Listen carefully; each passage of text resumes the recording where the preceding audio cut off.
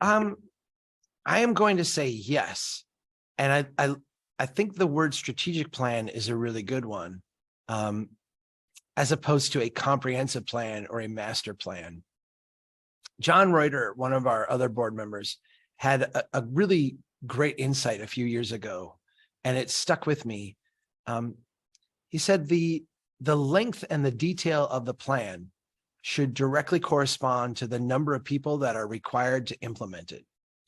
So if you are trying to do something really complicated, and his example was, we're going to assemble an IKEA furniture set. If you're going to assemble a IKEA furniture set, you have a master plan for doing that. And it lays out, here's like the boards you have, here's the screws you have, here's where this one goes. It's very, very, very detailed, but only one person has to implement that plan, right? It's like, I'm the only one who has to deal with it. It's just me.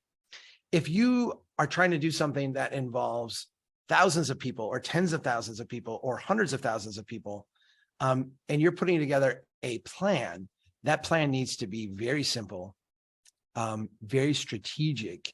It needs to lay out values and vision, and a direction, but leave a lot of, in a sense, flexibility for how things are implemented. I think that all cities should have a strategic plan of that ilk. And I remember in the early days of Strong Towns, when we were bringing on our current board, which has been with us since 2014, that board was telling us we need a strategic plan. And I'm like, we got a strategy. We know what we're doing. And they're like, no, we need a strategic plan. And they were right. I was wrong.